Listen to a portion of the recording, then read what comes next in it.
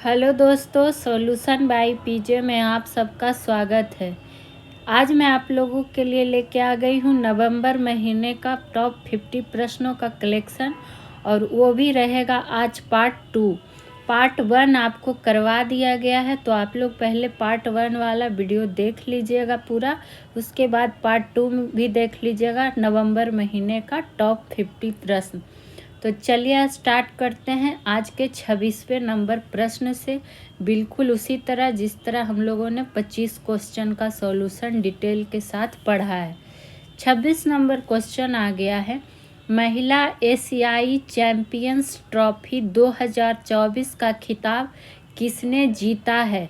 तो ये पहला क्वेश्चन ही जो स्टार्ट हुआ है काफ़ी इम्पोर्टेंट है, एग्ज़ाम में पूछे जा सकते हैं। तो ये ट्रॉफी जीत लिया है प्यारा प्यारा हमारा भारत ने। तो ऑप्शन नंबर सी हो जाएगा इसका राइट आंसर। वही बात करें कि ये महिला एशियंस जो ट्रॉफी है 2024 वाला, ये कहाँ आयोजित हुआ था। तो बिहार के राजगीर हॉकी स्टेडियम, बिहार के राजगीर हॉकी स्टेडियम में। और किसको हराकर ये खिताब जीता है, तो ये भी ध्यान रखिएगा कि इसमें जो चीन है वो हारा है, यानी कि चीन को हराकर भारत ने यह खिताब को जीत लिया है। वहीं बात करें कि तीसरा स्थान पर कौन रहा, तो तीसरा स्थान पर जो रहा वो कौन रहा, जापान रहा। तो पहला दूसरा तीसरा सबको ध्यान में रख लेना है।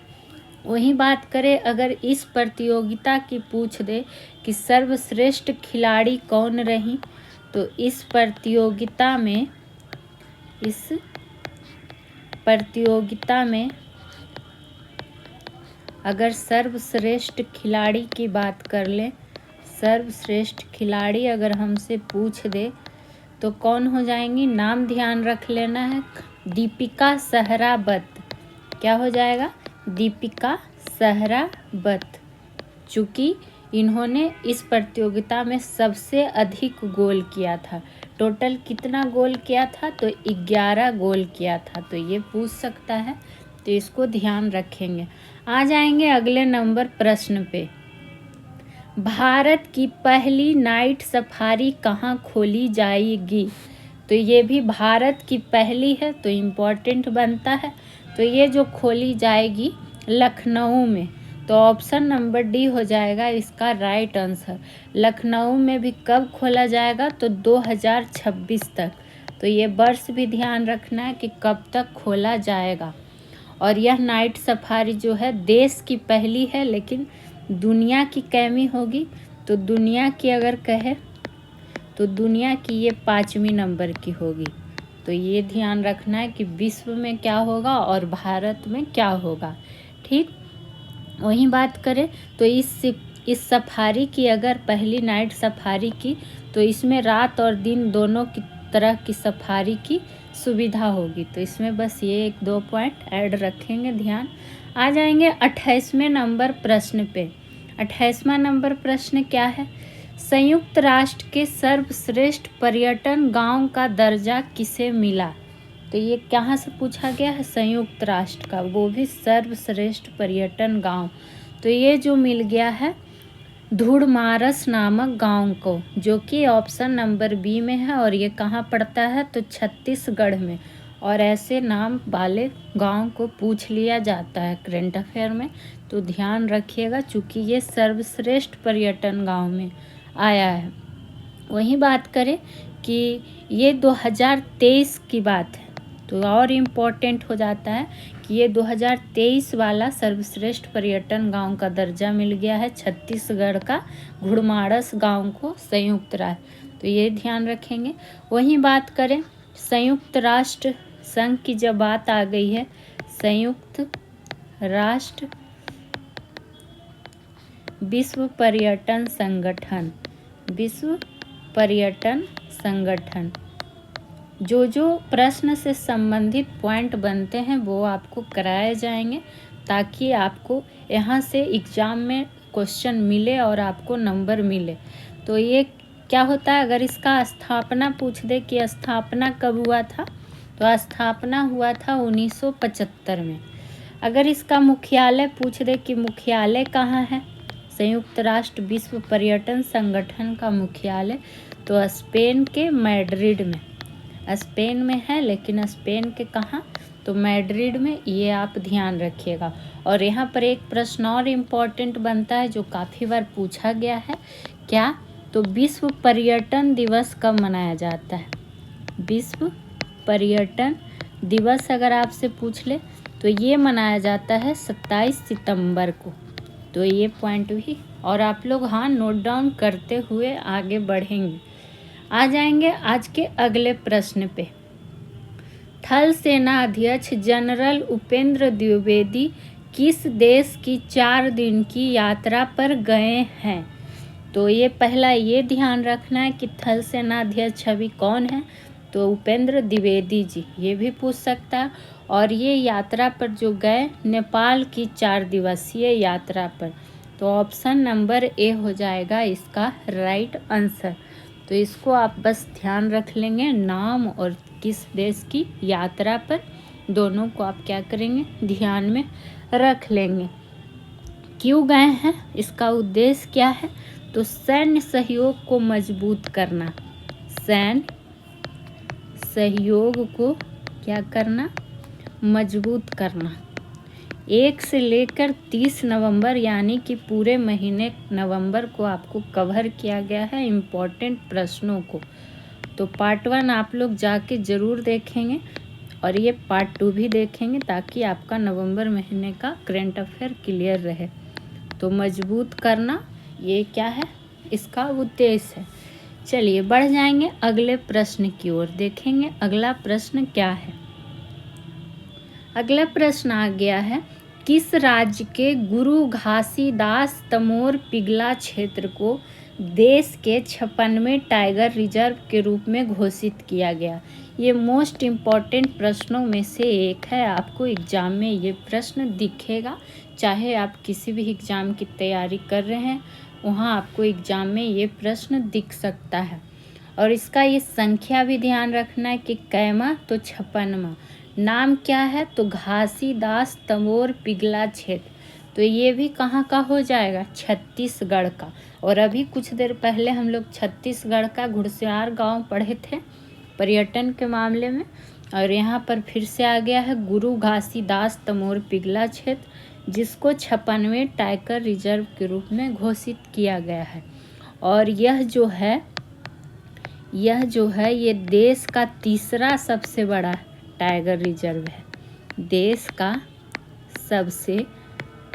तीसरा सबसे बड़ा क्या है, टाइगर रिजर्व है। तो ये भी ध्यान रखेंगे कि कैमा है, और वो भी विश्व में। तो ये सब प्रश्न काफ़ी इम्पोर्टेंट है, नोट डाउन आप लोग करते हुए चलेंगे। आगे बढ़ जाएंगे अगले प्रश्न पर, जो कि है हमारा 31 नंबर प्रश्न। हाल ही में खबरों में रहा क्रीनम एंड्रिकम, बताइए कैसा नाम है, थोड़ा सा डिफिकल्ट होता है लेकिन लिख के आप लोग ध्यान रख सकते हैं। निम्न में से क्या है, तो देख लेते हैं, उल्का पिंड है, उपग्रह है, या फिर पुष्पीय पौधे हैं, या फिर कंप्यूटर वायरस है। तो ये क्रीनम एंड्रिकम जो है ये पुष्पीय पौधा है, तो ऑप्शन नंबर सी हो जाएगा इसका राइट आंसर। और ये खबरों में रहा, तो ये कहाँ इस प्रजाति का खोज हुआ है, तो ये प्रजाति का खोज हुआ है आंध्र प्रदेश के पूर्वी घाट में इसकी प्रजाति मिली है, जिसका नाम ये दिया गया है। और ये क्रीनम एंड्रिकम जो है यह सफ़ेद मोम की तरह दिखता है, किसकी तरह दिखता है, तो सफ़ेद मोम की तरह दिखता है। आगे बढ़ जाएंगे अगले प्रश्न पे, और इसी तरह का आपको रेगुलर सेशन भी मिल रहा है बीपीएससी टीआरई 4.0 के लिए। तो अगर आपको वीडियो अच्छा लगता हो, सॉल्यूशन पसंद आए, तो वीडियो को लाइक ज़रूर करें, जितना हो सके दोस्तों में शेयर करें, और आप लोग चैनल को सब्सक्राइब कर लेंगे। आ जाएंगे अगले प्रश्न की ओर। जलवायु परिवर्तन प्रदर्शन सूचकांक 2025 में भारत की रैंक क्या है?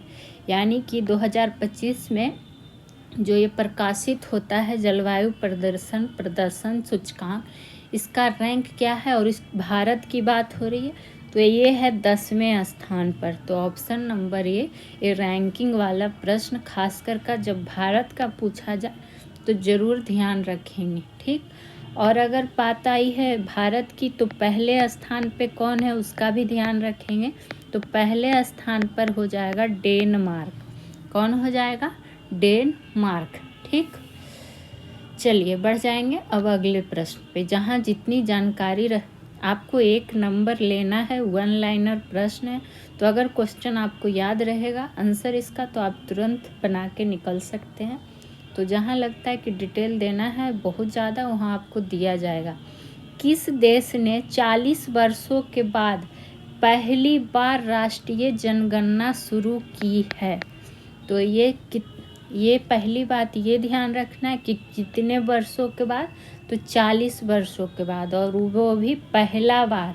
तो ये जो किया है कौन? इराक। यहाँ ध्यान देना, ईरान भी है और इराक भी है, तो इराक। तो ऑप्शन नंबर बी होगा इसका राइट आंसर। वहीं अगर इराक की बात आई है तो आपको पता है कि बगदाद की राजधानी, बगदाद जो है किसकी राजधानी है? तो बगदाद जो है इराक की राजधानी है। तो अगर इसका राजधानी आपसे पूछ दे तो बगदाद राजधानी है, और किस नदी के किनारे स्थित है? तो टिग्रिस नदी के किनारे। ये काफ़ी बार प्रश्न पूछा जाता है, टिग्रिस नदी के किनारे स्थित है। तो ये भी चीज़ें आप ध्यान रखेंगे। 10 मिनट शो में आपको ये पढ़ाया भी गया है कि कौन सा शहर किस नदी के किनारे स्थित है, विश्व और भारत का। तो आप लोग हिट टॉपिक भी जाके देख सकते हैं। वहीं अगर इराक का राष्ट्रपति पूछ ले, इराक का राष्ट्रपति वर्तमान में कौन है? तो अब्दुल लतीफ़ रशीद। क्या हो जाएगा? अब्दुल लतीफ़ रशीद। और मुद्रा क्या है इराक की? हर छोटा छोटा बिंदु ध्यान रखना है। तो मुद्रा हो जाएगा इराकी दिनार। कौन दिनार? तो इराकी दिनार। चलिए बढ़ेंगे अगले प्रश्न की ओर। और इसका PDF भी आपको टेलीग्राम ग्रुप पे मिल जाएगा, तो आप लोग वहाँ भी जाके जुड़ सकते हैं। भारत के नए नियंत्रक एवं महालेखा परीक्षक कौन बन गए हैं? और ये वर्तमान की बात है, नवंबर 2024 की बात है। यानी कि शॉर्ट फॉर्म में CAG भी लिखा जाता है, कैग जिसको comptroller and auditor general of India भी कहा जाता है। तो ये जो वर्तमान में नियुक्त किया गया है के संजय मूर्ति को, तो ऑप्शन नंबर सी हो जाएगा इसका राइट आंसर। वहीं बात करें तो आप लोग को कई बार पॉलिटी में भी बता चुके हैं कि जो ये कैग हैं इनकी नियुक्ति किनके द्वारा होती है? तो नियुक्ति जो होती है राष्ट्रपति के द्वारा। किसके द्वारा? तो राष्ट्रपति के द्वारा। वहीं बात करें कि इनकी नियुक्ति किस अनुच्छेद से संबंधित है अगर पूछ दे तो अनुच्छेद 148 में इनका नियुक्ति, शपथ, सेवा सभी शर्त से क्या है? संबंधित है। और कैग की अगर कार्यकाल की बात कर ले तो कि कार्यकाल कितना होता है? तो 6 वर्ष। 6 वर्ष। या फिर उम्र की बात करें तो 65 वर्ष उम्र में ध्यान रखना है। तो ये सब आपको छोटा छोटा पॉइंट क्या कर लेना है? नोट डाउन करना है। आ जाएंगे अगले प्रश्न की ओर। संसद का शीतकालीन सत्र कब से शुरू होगा? ये हमसे पूछा गया है। शुरू होगा, और ये शीतकालीन सत्र की बात कर रहा है। तो आपको पता है यहाँ पर क्या पॉइंट ऐड कर सकते हैं कि भारतीय संसद में आम तौर पर 1 साल में कितने सत्र होते हैं? ये भी काफ़ी बार प्रश्न पूछा गया है। तो 1 साल में 3 सत्र होते हैं। ये बात आपको ध्यान में रखना ही है। ऊपर से 3 सत्र वो कौन कौन सा है? तो इधर नोट डाउन कर लेंगे बजट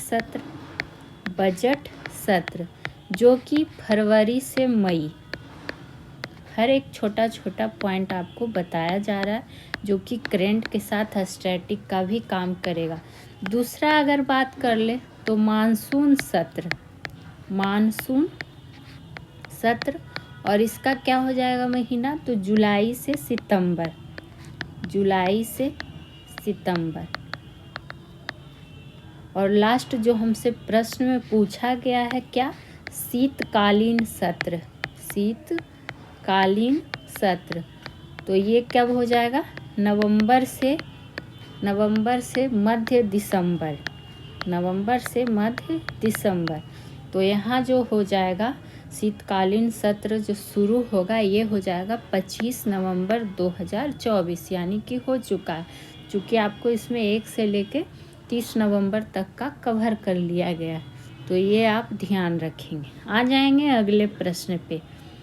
भारत की स्थापित अक्षय ऊर्जा क्षमता मार्च 2026 तक कितनी पहुंच जाएगी, यानी कि कितना पहुंच जाएगा। और ये प्रश्न काफ़ी इम्पोर्टेंट है करेंट साइंस टेक हर हिसाब से, और ये 2026 तक का पूछ रहा है। तो ये जो हो जाएगा कितना पहुंच जाएगा, इसका 250 गीगावाट, ये क्या हो जाएगा, गीगावाट दिया हुआ है, ठीक है, गीगावाट। तो ये जो पहुंच जाएगा 750 गीगावाट तक, तो ऑप्शन नंबर बी हो जाएगा इसका राइट आंसर। वहीं बात करें कि अक्षय ऊर्जा क्षमता, तो अक्षय ऊर्जा की अगर बात आई है तो अक्षय ऊर्जा का मतलब इसका कुछ अगर स्रोत पूछ दे आपसे कि अक्षय ऊर्जा का स्रोत क्या क्या है, तो ध्यान रखेंगे, चूँकि आपको अभी हम बोले कि साइंस और टेक की दृष्टि से महत्वपूर्ण है। तो सूर्य हो जाएगा, जल हो जाएगा, पवन हो गया, ज्वार भाटा हो गया, ये सब किसके, अक्षय ऊर्जा के स्रोत के अंतर्गत आएंगे। चूँकि अक्षय ऊर्जा क्या है कि प्राकृतिक स्रोत से जो आने वाली ऊर्जा है जो कि प्रदूषणकारी नहीं होती है, तो ये सब में इसका एग्जाम्पल ध्यान रखना।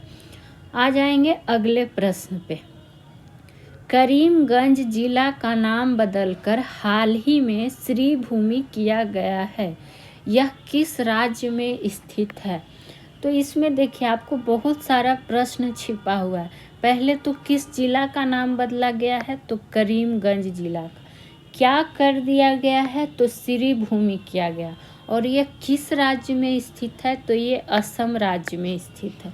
तो इसमें तो ऑलरेडी आपको 3 प्रश्न दिख गए, तो इस पे ज़्यादा टाइम देंगे नहीं, बस ध्यान रखेंगे क्वेश्चन और आंसर। 38 नंबर की बात करें, खेलो इंडिया यूथ गेम्स और पैरा गेम्स 2025 की मेजबानी कौन सा राज्य करेगा।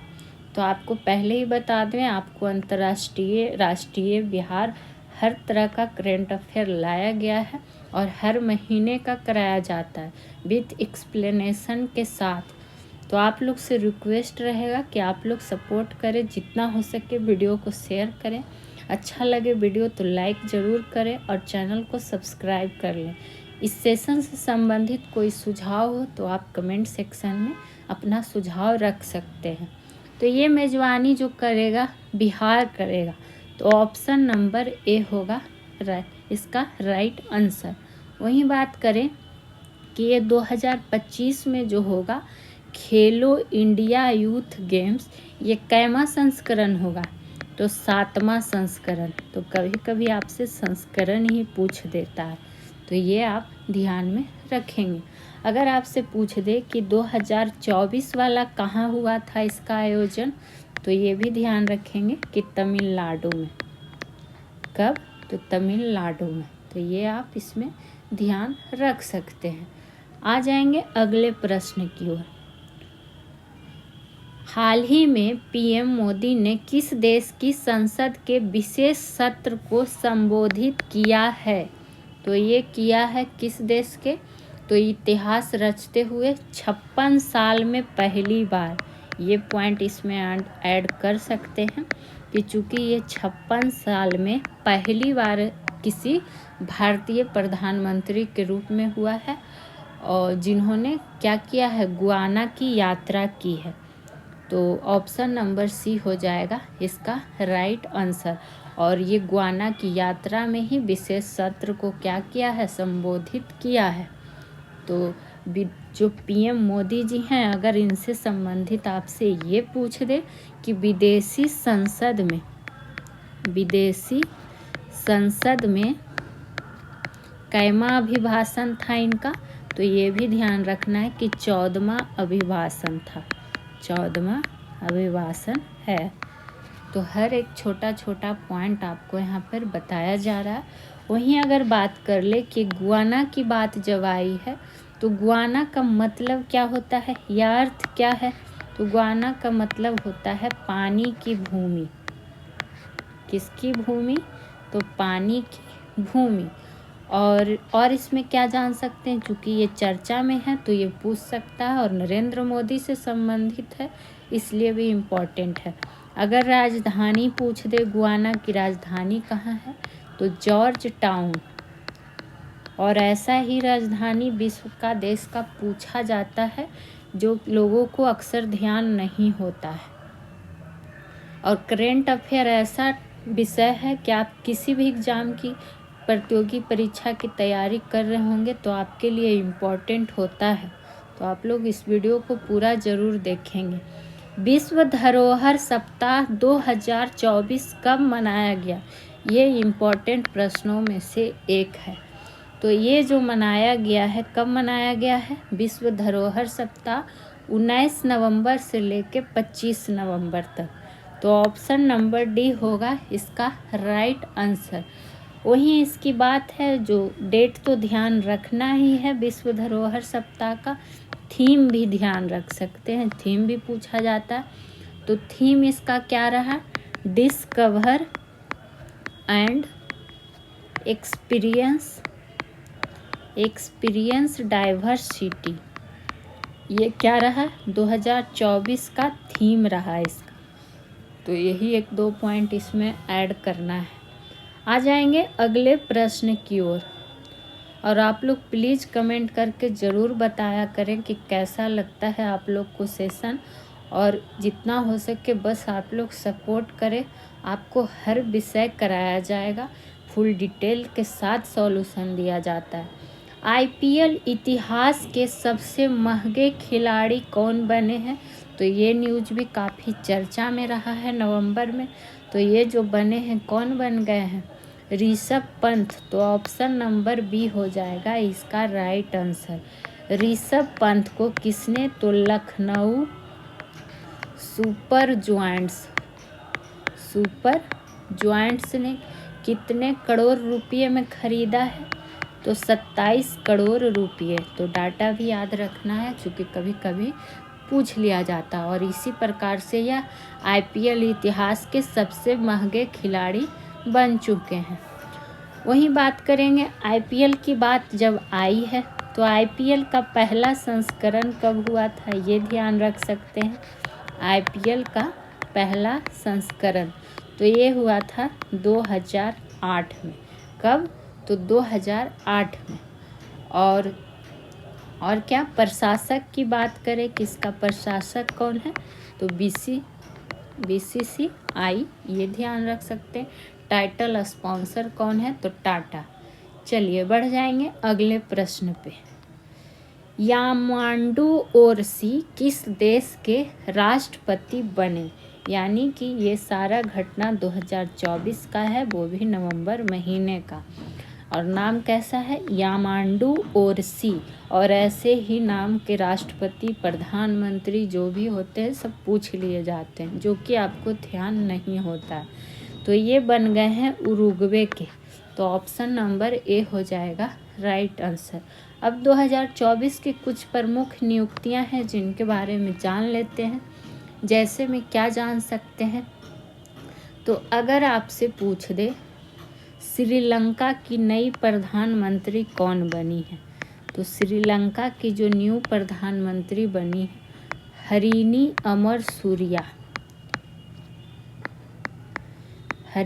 अमरसूरिया बने हैं कहाँ के, श्रीलंका के नए प्रधानमंत्री। उसी तरह और आपसे क्या पूछ सकता है जो कि इम्पोर्टेंट है, एग्जाम में मिल सकता है। तो जैसे अभी आपसे पूछ देगा कि मोल्दोवा, तो मोल्दोवा के राष्ट्रपति न्यू कौन बने हैं, बताइए कैसा कैसा नाम है। तो आपको एक जगह बढ़िया से इसको नोट डाउन कर लेना। तो मोल्दोवा के राष्ट्रपति जो बने हैं मैया सैंडू, मैया सैंडू, तो ये ध्यान रखेंगे। और अमेरिका की बात आ गई है तो आपको पता है कि अमेरिका के राष्ट्रपति कौन बन गए हैं, तो ये बन गए हैं डोनाल्ड ट्रंप। कौन हो जाएंगे, डोनाल्ड ट्रंप।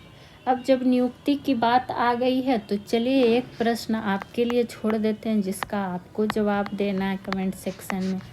तो आपके लिए कौन सी नियुक्ति पूछ लिया जाए, तो आपके लिए पूछ रहे हैं क्या आपको ये बताना है कि जापान के 103वें प्रधानमंत्री कौन बने हैं, इसका नाम आपको बताना है। आशा करते हैं आप लोग जवाब देंगे। चलिए बढ़ जाएंगे अगले प्रश्न की ओर जो कि होगा 43 नंबर प्रश्न। और आप लोग को बार बार बोल रहे हैं कि 50 प्रश्नों का कलेक्शन लाया जाता है हर महीने का करंट अफेयर, वो भी फुल डिटेल्स के साथ। तो आप लोग पार्ट 1 जाके देख लेंगे। 25 क्वेश्चन का सॉल्यूशन उसमें ऑलरेडी कराया हुआ है और आज 25 क्वेश्चन का सॉल्यूशन नवंबर महीने का आपको दिया जा रहा है। संविधान दिवस कब मनाया जाता है, बताइए कितना इम्पोर्टेंट है पॉलिटी से भी और करंट अफेयर के दृष्टि से भी। तो ये मनाया जाता है 26 नवंबर को। तो ऑप्शन नंबर बी हो जाएगा इसका राइट आंसर। चूँकि 26 नवंबर 1949 की बात करें तो क्या हुआ था, संविधान को अंगीकृत किया गया था। और ये प्रश्न तो काफ़ी बार पूछा गया है एग्जाम में बहुत सारे। तो संविधान को अंगीकृत कब किया गया था, तो 26 नवंबर 1949 को। इसी दिन को संविधान दिवस के रूप में क्या होता है, मनाया जाता है। हालांकि अगर आपसे पूछे कि संविधान लागू कब किया गया था, लागू तब क्या हो जाएगा 26 जनवरी 1950 को। तो ये पॉइंट भी इसमें ध्यान रखेंगे। संविधान के निर्माण में समय की अगर बात कर लें तो कितना लगा था, 2 वर्ष 11 माह और क्या 18 दिन। और आप लोग खुद देखिए ये सब प्रश्न पूछा हुआ है या फिर नहीं। आएंगे अगले प्रश्न की ओर। केंद्र सरकार की एक राष्ट्र एक सदस्यता योजना कौन लागू करेगा, यानी कि अभी इसको मंजूरी दे दी गई है। तो ये जो लागू करेगा कौन, उच्च शिक्षा विभाग।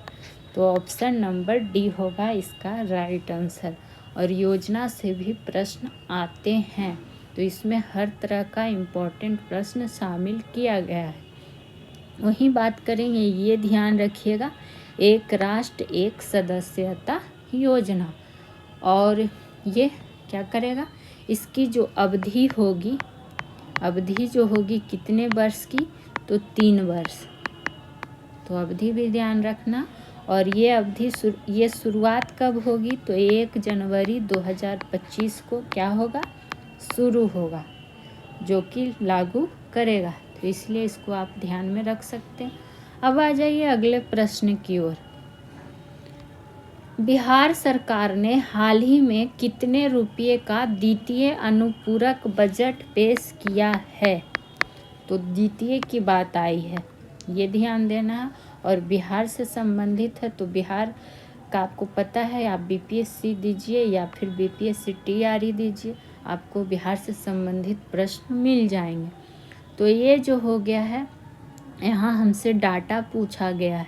तो डाटा क्या हो जाएगा, कितना दिया हुआ है यहाँ पर, एक नहीं है, 32,506 करोड़ रुपये। ये ध्यान रखिएगा कि करोड़ में है, ठीक है, 32,506 करोड़ रुपये क्या किया गया है, द्वितीय अनुपूरक बजट पेश कर दिया गया है वित्तीय वर्ष 2024-25 का द्वितीय अनुपूरक बजट पेश किया गया। तो इसमें आप बस ध्यान रख सकते हैं और इसमें कुछ याद नहीं रखना है। चलिए बढ़ जाएंगे अगले प्रश्न की ओर, जो कि है 46 नंबर प्रश्न। भारतीय संविधान की किस भाषा में प्रतियां हाल ही में जारी की गई हैं? तो ये भी इम्पॉर्टेंट प्रश्नों में से एक है। आपको किसी भी एग्ज़ाम में हाल ही फिलहाल में क्वेश्चन दिखेंगे। तो आपको पता है कि देश के संविधान को 75 साल पूरा होने पर पुरानी संसद के सेंट्रल हॉल में ये क्या हुआ था, आयोजित किया गया था। और इसमें जो है प्रतियां, जो भाषा की अगर बात आई है तो ये संस्कृत और मैथिली भाषा में जारी की गई है। तो ए और बी इसमें क्या हो गया, दोनों सही। इसमें ध्यान रखना है भाषा का नाम। वहीं बात करें तो संविधान अपनाने की 75वीं वर्षगांठ पर सिक्का और क्या हुआ है, डाक टिकट भी जारी किया गया है। डाक टिकट भी जारी किया गया है। और इससे पहले वाले प्रश्न में हम लोग संविधान से संबंधित चीज़ों को पढ़ चुके हैं। चलिए बढ़ेंगे अगले प्रश्न की ओर, जो कि काफ़ी बार ये पूछा हुआ भी है। तो इसको पहले ही स्टार मार्क कर देते हैं। हॉर्नबिल महोत्सव 2024 के लिए साझेदार राज्य कौन बना है? तो ये प्रश्न क्यों पूछा गया, क्योंकि आपसे बहुत बार पूछा गया है कि हॉर्नबिल महोत्सव मनाया कहाँ जाता है, लेकिन यहाँ प्रश्न क्या है, साझेदार राज्य कौन बना है। तो इसमें कन्फ्यूजन क्रिएट माइंड में नहीं कर लेना है, क्योंकि हॉर्नबिल फेस्टिवल जो है, महोत्सव है, एक क्या है, पहले तो एक वार्षिक आयोजन है, एक वार्षिक आयोजन है, ये बात याद रखेंगे। और ये पूर्वोत्तर भारत का राज्य कौन सा, नागालैंड में मनाया जाता है। तो अगर आपसे पूछे कि कहाँ मनाया जाता है, तो नागालैंड में मनाया जाता है और कई बार पूछा हुआ है। और यहाँ हमसे जो साझेदार राज्य पूछा गया है 2024 के लिए, तो ये हो जाएगा सिक्किम। तो ऑप्शन नंबर सी हो गया इसका राइट आंसर। ठीक, चलिए बढ़ेंगे अगले प्रश्न की ओर, जो कि आ गया है। हाँ, इसमें और कुछ पॉइंट अगर आप लोग जानना चाहें, जब बात आई है महोत्सव की, तो जैसे कुछ और महोत्सव ध्यान में रख सकते हैं। तो याद आ गया तो आप लोग को बता ही देते हैं। जैसे अगर आपसे पूछ लिया जाता है क्या, चापरकूट महोत्सव, चापरकूट, बताइए, अब इसको भी पढ़ने का मन नहीं कर रहा। चापरकूट महोत्सव कहाँ मनाया जाता है, ये पूछ लिया जाता है, काफ़ी बार पूछा गया। तो चापरकूट महोत्सव की जब बात आई है, ये मनाया जाता है मिजोरम में। कहाँ, मिजोरम में, और 2024 में। वहीं बात करें और क्या पूछ लिया जाता है, पूछा जाता है खुबानी खिलना महोत्सव। खुबानी खिलना महोत्सव ये मनाया जाता है लद्दाख में। आपको एक छोटी सी वीडियो के तहत हम आपको सारा महोत्सव पढ़ा देंगे, ताकि आपको किसी भी एग्ज़ाम में 1 से 2 नंबर जो भी आए मिल जाए। वहीं बात करें और क्या पूछा जाता है, एक ध्यान रखिएगा, तवी महोत्सव। चूँकि तवी महोत्सव 2024 कहाँ मनाया गया है, तो जम्मू कश्मीर में। ठीक, तो यहाँ पर ध्यान आ गया तो बता दिया गया।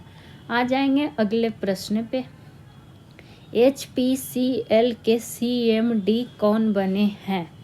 तो CMD कौन बन गए हैं, ये हमसे पूछा गया है। HPCL की अगर बात कर ले तो क्या हो जाएगा, हिंदुस्तान, कभी कभी फुल फॉर्म ही पूछ देता है, हिंदुस्तान पेट्रोलियम कॉरपोरेशन लिमिटेड, ये हो जाएगा इसका फुल फॉर्म। और इसका जो CMD बन गए हैं 2024 में, ये कौन बने हैं, तो ये बन गए हैं अमित गर्ग। तो ऑप्शन नंबर डी होगा इसका राइट आंसर। वहीं हिंदुस्तान पेट्रोलियम कॉरपोरेशन लिमिटेड की स्थापना कब हुई थी, तो 1974 में। ठीक, मुख्यालय पूछ ले तो तो मुख्यालय इसका कहाँ है, तो मुंबई में, महाराष्ट्र के मुंबई में इसका मुख्यालय है। और यह तेल और प्राकृतिक गैस उद्योग में क्या करता है, काम करता है। कुछ और नियुक्ति की अगर बात करें, इसके पहले भी हम प्रधानमंत्री, राष्ट्रपति के बारे में जाने थे। उसी तरह कुछ और नियुक्ति की बात करें तो जो चर्चा में रहा है, जैसे कि महाराष्ट्र की डीजीपी कौन बनी है, महाराष्ट्र की डीजीपी तो ये बनी है रश्मि शुक्ला जी। कौन, रश्मि शुक्ला जी बन गई हैं। उसी तरह एक और चर्चा में कौन है, उत्तराखंड के डीजीपी, उत्तराखंड के डीजीपी कौन बने हैं, तो ये बने हैं दीपम सेठ। कौन सेठ, तो दीपम सेठ। चलिए बढ़ेंगे अब अगले प्रश्न की ओर। पीएम मोदी बीमा सखी योजना की शुरुआत कहाँ से करेंगे, तो ये पहली बात जो बीमा सखी योजना है इसकी शुरुआत कब से होगी, तो 9 दिसंबर को होगी। ये डेट ध्यान रखना है, नाम ध्यान रखना है, चूँकि ये पीएम मोदी से संबंधित हो जाता है। तो पानीपत में, तो ऑप्शन नंबर सी, पानीपत कहाँ, तो हरियाणा। तो वहीं से इस योजना की क्या होगी, शुरुआत होगी। अगर इसका उद्देश्य की बात करें कि बीमा सखी योजना का उद्देश्य क्या है, तो उद्देश्य है भारत में महिलाओं को क्या बनाना, सशक्त बनाना, महिलाओं को सशक्त बनाना। कभी कभी आपसे थीम पूछ दे सकता है, उद्देश्य पूछ दे सकता है, तो जहाँ जो ज़रूरी है वो पॉइंट हम लोग ज़रूर लिखेंगे, जानेंगे। और ये केंद्र सरकार की योजना हो गई, तो इसको ध्यान रखेंगे। उसी तरह अगर योजना की बात आई है तो जैसे कुछ योजना जो पूछा जाता है, रिपीट होता है एग्जाम में, जैसे कि क्या लिया जाता है, तो ध्यान रखिएगा निजुत मोइन योजना। देखिएगा प्रीवियस ईयर पेपर बहुत सारे एग्जाम में पूछा गया है। निजुत मोइन योजना ये किस राज्य की है, तो ये असम की है, ये ध्यान रखेंगे।